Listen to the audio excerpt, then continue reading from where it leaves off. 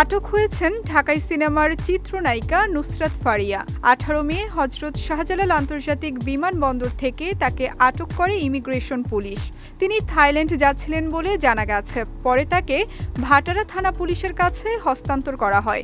তবে এখনও নুসরাত ফারিয়াকে কোনো মামলায় গ্রেফতার দেখানো হয়নি। পরবর্তীতে তাকে ডিবি কার্যালয়ে নেওয়া হয়। এর আগে ২৯ এপ্রিল তার বিরুদ্ধে মামলার বিষয়টি গণমাধ্যমকে নিশ্চিত করেন ভাটারা থানার ভারপ্রাপ্ত কর্মকর্তা মাজহুরুল ইসলাম।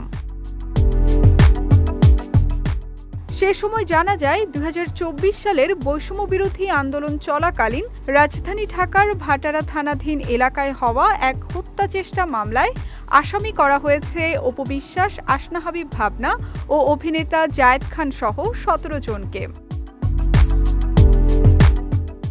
মামলা সূত্রে জানা যায়, সাবেক প্রধানমন্ত্রী ও আওয়ামী লীগ সভানেত্রী শেখ হাসিনা এবং তার সরকারের সংশ্লিষ্ট ২৮৩ জন ও অজ্ঞাতনামা ৩০০-৪০০ জনের বিরুদ্ধে ঢাকার সিএমএম আদালতে মামলাটি করেছেন এনামুল হক।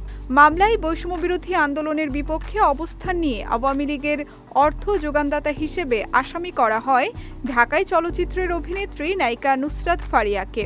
মামলায় আরও উল্লেখ করা হয়, এইসব আসামিরা বৈষম্যবিরোধী ছাত্র আন্দোলন দমন করার জন্য বিপুল অর্থ যোগান দিয়েছেন।